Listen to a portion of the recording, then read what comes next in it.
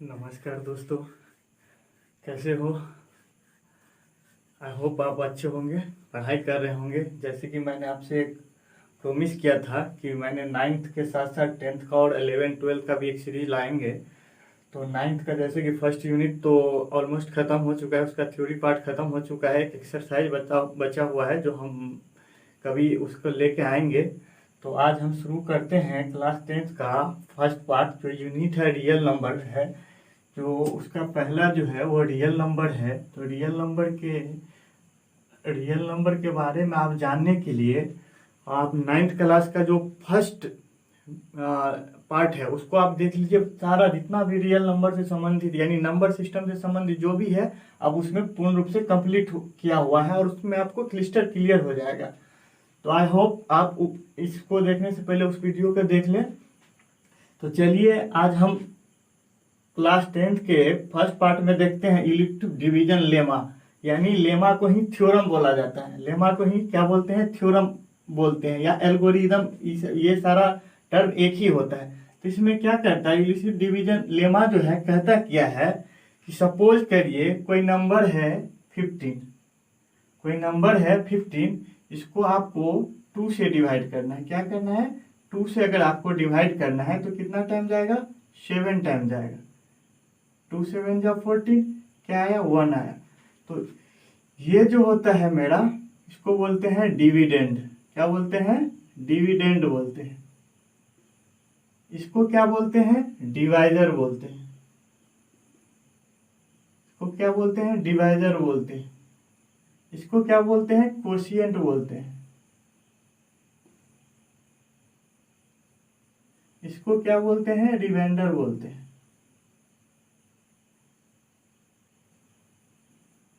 इसको बोलते हैं रिमाइंडर। तो इसके बेसिस पर यूक्लिड डिवीजन मेथड जो कहता है डिविडेंड इक्वल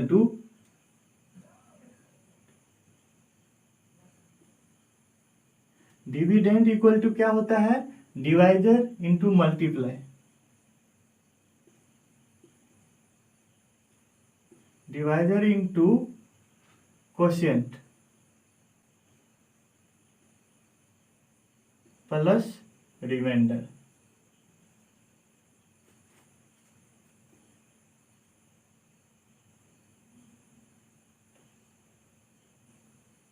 क्या होता है, dividend equal to divisor multiply quotient plus reminder होता है।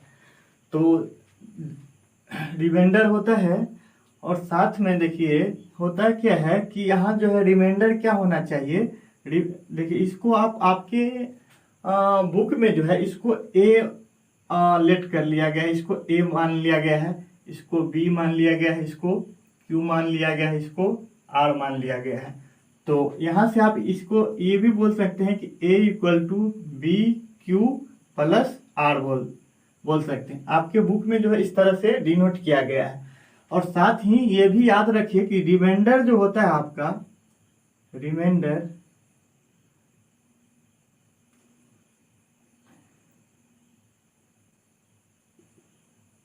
रिमाइंडर जो होता है आपको जीरो से बड़ा या जीरो से बराबर होता है, लेकिन लेस देन क्या होता है, लेस देन क्या होना चाहिए, डिवीजर होना चाहिए।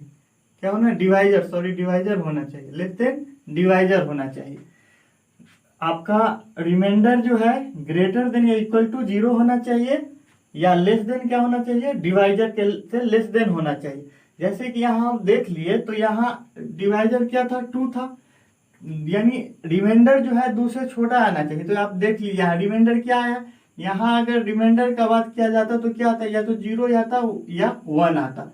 क्योंकि 2 से छोटा होना चाहिए तो या तो 0 या 1 होता। देखिए 1 आया हुआ है, तो हमेशा रिमाइंडर ऐसे होना चाहिए। तो इसको आप और क्या लिख सकते हैं, आपके जो बुक में लिखा हुआ है उसके रिमाइंडर को आप क्या बोलते हैं, आर बोलते हैं। आर जो है छोटा होना चाहिए डिवाइजर से। डिवाइजर को आप क्या बोलते हैं, डिवाइजर को आप क्या बोलते हैं, बी बोलते हैं। तो ये कंडीशन आप याद रखेंगे कि आर जो होता है ग्रेटर देन और इक्वल टू 0 होता है, लेकिन लेस देन बी होता है। बी बोले तो डिवाइजर होता है। तो ये चीज आप याद रखेंगे। यही आपका यूक्लिड डिवीजन लेमा या थ्योरम मेथड कहलाता है। यही पूरा क्या है, यूक्लिड डिवीजन मेथड है। चलिए इससे हम कुछ एग्जाम्पल देख लेते हैं। का कुछ एग्जाम्पल देख लेते हैं। आई होप ये चीज आपको अभी तक समझ में आ रहा होगा और इसको आप नोट डाउन कर ले। सपोज करिए कि हमको कोई नंबर है, आपके बुक से हम ले लेते हैं कि एग्जाम्पल। सपोज करिए कि एक नंबर है 130, एक नंबर कोई हम ले लेते हैं, सपोज करिए 124 और 24 है, ठीक ना। 124 और 24 है, तो इसका आपको क्या दिखना है, एचसीएफ देखना है।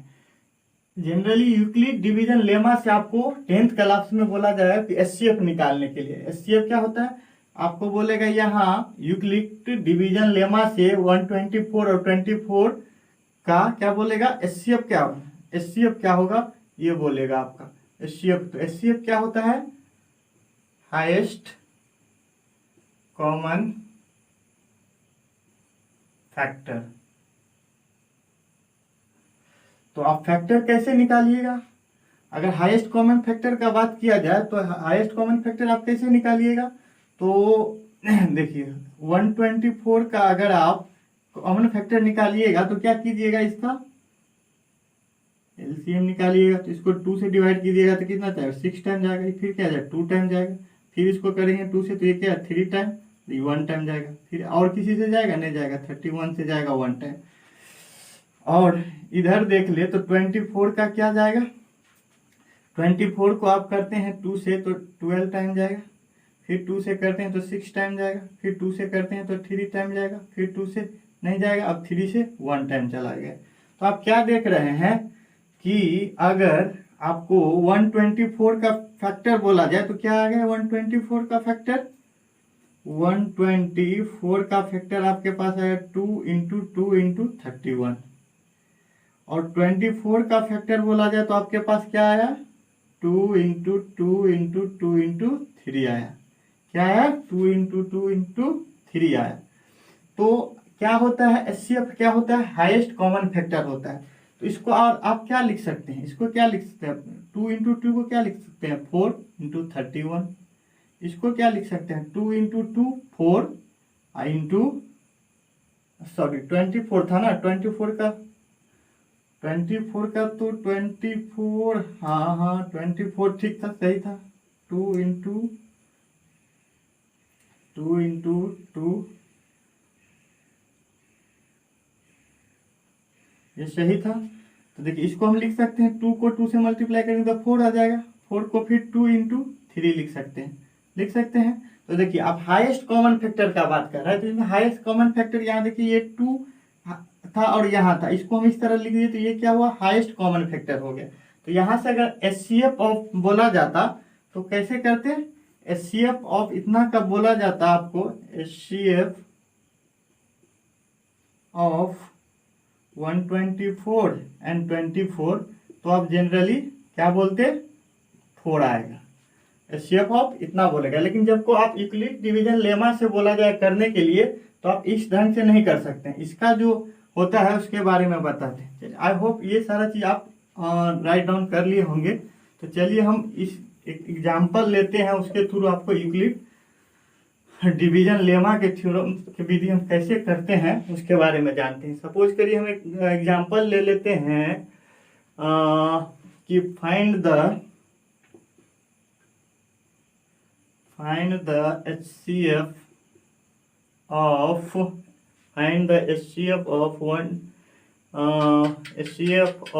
135 and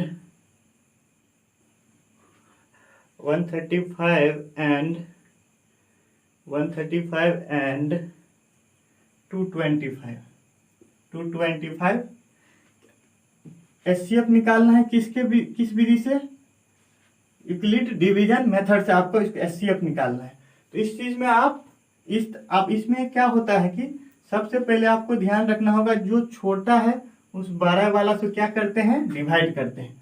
तो क्या करेंगे, 135 से अगर हम डिवाइड करते हैं किसमें, 225 में, तो कितना टाइम जाएगा, ये 1 टाइम जाएगा।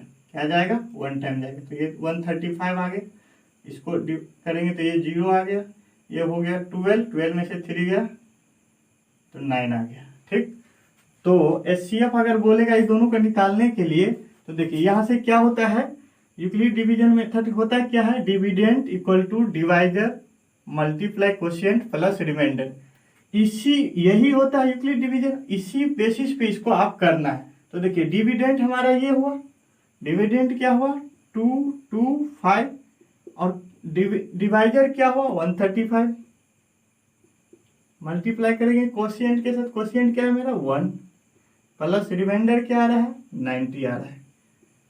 एक बात हमेशा ये ध्यान रखिए, ये प्रोसेस तब तक चलता रहेगा जब तक मेरे पास रिमाइंडर 0 ना आ जाए। ये प्रोसेस कब तक चलता रहेगा, जब तक मेरे पास रिमाइंडर 0 नहीं आया। तो यहाँ मेरा रिमाइंडर 0 आया, रिमाइंडर मेरा यहाँ 0 आ रहा है, नहीं आ रहा है, तो फिर से हम इसको करेंगे। फिर से क्या करेंगे, ये जो मेरा डिवाइजर बचा और रिमाइंडर बचा, इस दोनों का फिर से हम डिवाइड करेंगे। तो इस दोनों में कौन छोटा है 90, तो 90 से किस में करेंगे 135 में करेंगे। तो ये 1 टाइम जाएगा तो 90 आ जाएगा, इसको डिवाइड करेंगे सब्ट्रैक्ट करेंगे तो 45 आ गए।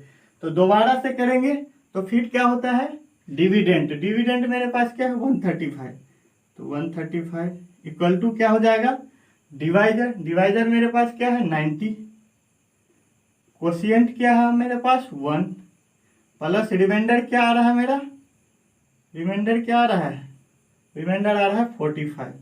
फिर से क्या देख रहे हैं कि रिमाइंडर अभी भी 0 नहीं आ रहा है, तो आगे फिर से चेक क्या करेंगे, फिर से इसको लगाएंगे। रिमाइंडर जब तक 0 नहीं आएगा तब तक करते रहेंगे। तो अब मेरे पास डिवाइजर क्या है ये और रिमाइंडर क्या बचा ये, तो इस दोनों का फिर से करेंगे। तो इस दोनों में कौन छोटा है 45 छोटा है, तो 45 से क्या करेंगे 90 को डिवाइड करेंगे। तो कितना टाइम जाएगा 2 टाइम जाएगा। तो क्या हुआ ये 2 टाइम में 0 आ गया। देखिए अब रिमाइंडर क्या आया 0 आ गया। तो मेरे पास क्या होता है फॉर्मूला डिविडेंड, डिविडेंड मेरे पास क्या है 90, तो 90 इक्वल टू क्या होता है डिवाइजर, डिवाइजर मेरे पास क्या है 45। उसके बाद क्या होता है क्वोशिएंट, क्वोशिएंट क्या है मेरे पास 2 प्लस रिमाइंडर 0 आ गया। तो यहाँ से लिखेंगे रिमाइंडर क्या आ गया 0 आ गया। जब रिमाइंडर 0 आ गया तो अब इसको हम करना यहीं पे बंद कर देंगे। और एक चीज याद रखेंगे, जो लास्ट पार्ट क्या हुआ, ये लास्ट पार्ट मेरे लिए यही हुआ, पूरा सोल्व करने के बाद लास्ट पार्ट यही हुआ। और लास्ट पार्ट के लिए मेरा डिवाइजर जो होगा वही मेरा क्या हो जाएगा एचसीएफ हो जाएगा। जो डिवाइजर लास्ट पार्ट का होगा वही क्या हो जाएगा एचसीएफ हो जाएगा। तो लिखेंगे एचसीएफ ऑफ 135 एंड 225। देखिए एक चीज हमेशा याद रखिए कि एक और इसी के साथ जान लीजिए, सपोज करिए यहाँ हम यहाँ से नहीं यहाँ से स्टार्ट करते, ये यहाँ हम मेरे पास नंबर होता 90 और 135 होता है, क्या होता 90 और 135 होता। तो इस दोनों का जब हम एचसीएफ लेते फिर भी क्या रिमाइंडर आता, ये प्रोसेस तो चलता ही। तो इस कंडीशन में भी मेरे पास एचसीएफ क्या आता 45 आता। सपोज करिए ये भी टर्म नहीं होता मेरे पास, डायरेक्ट क्या होता 90 और 45 होता। 90 और 45 होने का मतलब क्या है कि 90 और 45 होता तो इसका भी एचसीएफ क्या होता 45। तो इससे क्या कंक्लूजन निकल रहा है कि ये 225 135 135 90 90 और 45 ये तीनों का जो एचसीएफ होगा क्या होगा 45 ही होगा। तो यहाँ से अगर डायरेक्ट आपको बोलेगा लिखने के लिए तो एचसीएफ तो लिख सकते हैं 45, लेकिन यहाँ 135 का भी और 135 90 और 45 बराबर 90 और 45 का भी एचसीएफ क्या होगा 45 ही होगा। लेकिन आपको केवल दिखाना है, लेकिन ये चीज याद रखिए कि इस कंडीशन में इस तरह से सबका एचसीएफ एक ही होता है, जो कि 40 जो लास्ट डिवाइजर आपका होता है वही क्या होता है एचसीएफ होता है। तो ऐसे तो एचसीएफ यहाँ डायरेक्ट सवाल में लिख दीजिएगा एचसीएफ, ये पूरा लिखने का नहीं है, लेकिन ये चीज आप जान जाइए कि इस तरह से पूरा आप डिवाइजर को ही एचसीएफ दिखा सकते हैं। तो आई होप ये सारा चीज आपको समझ में आ रहा होगा। चलिए आगे हम एक और एग्जांपल लेके आपको दिखाते हैं, एक और एग्जांपल लेके दिखाते हैं तो ऑल क्लियर हो जाएगा। अभी आप आपने मेन जो है यूक्लिड डिवीजन लेमा के मेथड से यही चीज दिखाना है कि जब तक जीरो ना आ जाए तब तक इस तरह का प्रोसेस हमको करते रहना है, और जैसे ही जीरो आ गया उसका जो लास्ट डिवाइजर होगा वही क्या होगा, ले लिए एचसीएफ होगा। चलिए हम एक और एग्जांपल ले लेते हैं। मेरे पास है 867 और एक नंबर है 255 का एचसीएफ निकालना है। किस मेथड से? यूक्लिड डिवीजन लेमा मेथड से। तो देखिए सबसे इस दोनों में छोटा क्या है? 255 है। क्या छोटा है? 255 है। तो 255 से 867 में क्या करेंगे? डिवाइड करेंगे। तो देखिए कितना बार जाएगा? 3 बार जाएगा। एक चीज हमेशा याद रखिए, जब भी 3 टर्म का हो तो एक टर्म को आप कैंसिल करके देख सकते हैं कि कितना, ऑलमोस्ट लगभग कितने बार में ये जा रहा है। तो देखिए 25 है, ये 86 है, तो 3 टाइम जाएगा। तो इसीलिए ये चीज आप करके देख सकते हैं, ऐसे भी करके देख सकते हैं। तो ये 3 टाइम जाएगा, तो ये 5 3 जा 15, 1 5 3 जा 15 और 1 16 1 और 3 2 जा 6 और 1 7। इसको सब्ट्रैक्ट करेंगे तो कितना आ जाएगा? 7 में से 5 गया 2, ये 0, ये आएगा 1। कितना आया? तो मेरे पास क्या होता है? Dividend equal to divisor into quotient plus reminder. तो डिविडेंड मेरे पास क्या है? 867 है। क्या है? क्या है मेरे पास डिवाइजर? यहाँ था 867 और 255 का निकालना था ना एचसीएफ। तो क्या है मेरे पास? डिविडेंड 867, क्या आया? डिवाइजर मेरे पास है 255, क्वोशिएंट क्या आया? 3, रिमाइंडर क्या आ रहा है? 102 आ रहा है। लेकिन क्या हो रहा है इससे? मेरे पास क्या पता चल रहा है इससे कि अभी भी रिमाइंडर 0 नहीं आ रहा है। जब तक रिमाइंडर 0 नहीं आएगा तब तक ये प्रोसेस क्या होगा? चलता रहेगा। रिमाइंडर 0 नहीं है तो फिर से करेंगे। तो इसका जो डिवाइजर है ये है, और क्या है? ये रिमाइंडर है। तो डिवाइजर और रिमाइंडर में छोटा क्या है? रिमाइंडर है। तो रिमाइंडर से फिर से डिवाइजर में क्या करेंगे? डिवाइड लगाएंगे। तो क्या है? 100 है और 255 है। तो इसका ये कितना टाइम जाएगा? 2 टाइम जाएगा। तो ये कितना हो जाएगा? 204 हो जाएगा। इसको सब्ट्रैक्ट करेंगे तो ये 1 आएगा, ये 5 आएगा। देखिए फिर से मेरा रिमाइंडर 0 नहीं आया, तो इस विधि, इस जो डिविडेंड मेरा क्या है? यहाँ 255 है। क्या है? 255। तो 2 डिविडेंड इक्वल टू क्या होता है? Divisor multiply quotient. तो डिवाइजर क्या है? 102, क्वोशिएंट क्या आया है? 2, प्लस रिमाइंडर क्या आ रहा है? 51। अभी भी रिमाइंडर 0 नहीं आ रहा है। Reminder does not equal to 0। तो फिर से क्या करेंगे? अब मेरे पास डिवाइजर ये है, क्वोशिएंट ये है, तो फिर 51 से 102 में क्या करेंगे? डिवाइड कर देंगे। 102 में अगर डिवाइड करेंगे तो कितना टाइम जाएगा? 2 टाइम जाएगा। ये 102 जाएगा, ये क्या आ गया? 0 आ गया। अब क्या आ गया? फाइनली 0 आ गया। तो क्या लिखेंगे? डिविडेंड इक्वल टू, तो डिविडेंड मेरा क्या है? 102 इक्वल टू डिवाइजर क्या है? 51 मल्टीप्लाई क्वोशिएंट होना चाहिए, क्वोशिएंट क्या है? 2 है, प्लस रिमाइंडर क्या है? मेरे पास 0 आ गया। तो यहाँ से हम लिख सकते हैं कि रिमाइंडर इक्वल टू 0। जब रिमाइंडर 0 आ जाए तो उसके बाद ये प्रोसेस करना हम बंद कर देते हैं, और जो मेरा लास्ट ऑपरेशन होता है उसका जो डिवाइजर होता है वही मेरा क्या होता है? एचसीएफ। इसमें भी अगर यहाँ से जितना टर्म है, यानी 867, 867, 255 या 255, 102 या 102 और 51, ये तीनों टर्म का जो एचसीएफ है क्या आएगा? 51 ही आएगा। तो लिखेंगे एचसीएफ ऑफ क्या? 867 और 255 इक्वल टू क्या हो जाएगा? 51 आ गया। तो क्या आ गया मेरे पास मेरा एचसीएफ? तो यूक्लिड डिवीजन लेमा या थ्योरम मेथड यही कहता है कि इस विधि से आपको क्या निकालना है? एचसीएफ निकालना है। तो आई होप ये चीज आपको समझ में आ रहा होगा। चलिए एक क्वेश्चन हम ले लेते हैं और साथ में ये लैंग्वेज प्रॉब्लम है एक, उसको हम देख लेते हैं। आई होप ये चीज आपको समझ में आ रहा होगा और इसको आप राइट डाउन कर लें। तो चलिए देखते हैं आगे क्या होता है। क्या है सवाल, आपको बुक का रेफरेंस कर लेंगे। मेरे पास जो बुक है उसको हम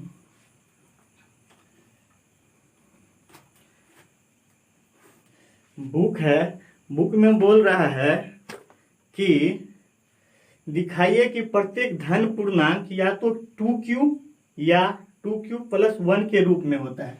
बोल रहा है दिखाइए कि प्रत्येक धन पूर्णांक या तो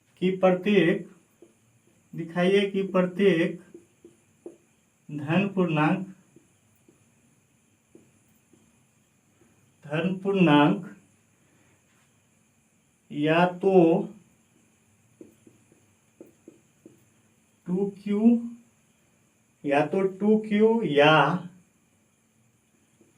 2q प्लस 1 के रूप में होता है। क्या होता है?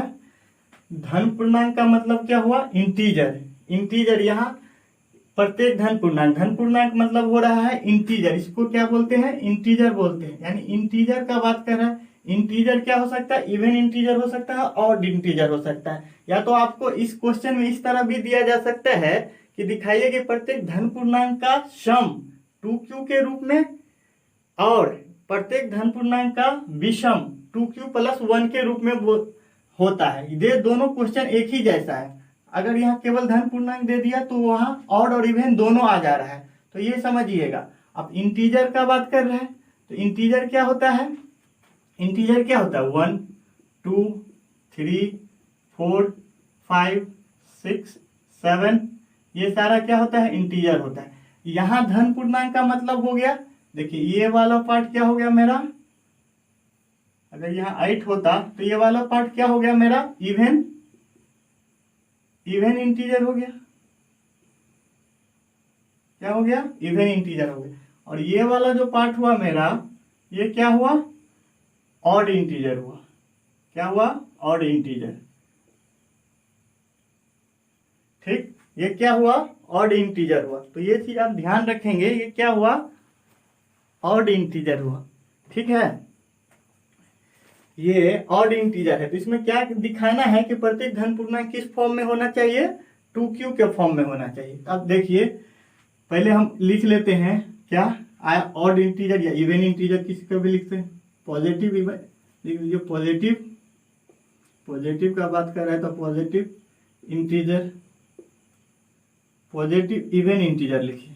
क्या लिखिए? Positive even integer. Positive even integer क्या है? 2 4 6 8 है ना।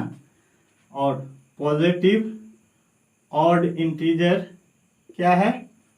1 3 5 7 है।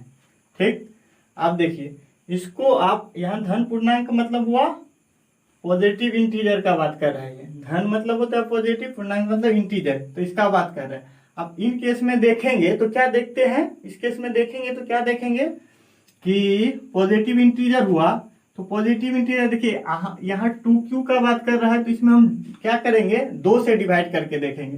देखिए अगर 2 में हम 2 से डिवाइड करते हैं तो 1 टाइम जाएगा, रिमाइंडर क्या आएगा? 0। 2 से अगर आप 4 में डिवाइड करते हैं तो 2 2 जा क्या होगा? 4, फिर आएगा क्या? रिमाइंडर 0। 2 से आप 6 में डिवाइड करते हैं तो क्या जाएगा? 2 3 जा 6 0। अगर आप इवन ऑड का लेते हैं उसमें भी 2 से डिवाइड कर दो। 1 में अगर 2 से डिवाइड करेंगे तो 0 टाइम जाएगा, 0 आएगा तो रिमाइंडर क्या है? 1। फिर 2 से आप 3 में डिवाइड करेंगे तो 1 टाइम जाएगा, 2 1 जा 2, तो क्या है? रिमाइंडर 1। फिर 2 से आप अगर 5 में डिवाइड करेंगे तो 2 2 जा 4, रिमाइंडर क्या आया? 1। यहाँ से आप क्या पैटर्न एक देख रहे हैं? यहाँ से अब देखिए होता क्या है? डिविडेंड बराबर क्या होता है? डिविडेंड बराबर भी देखिए आप divisor into quotient plus reminder.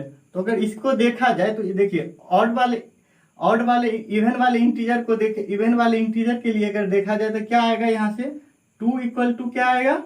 2 into 1, reminder क्या आ रहा है? प्लस 0।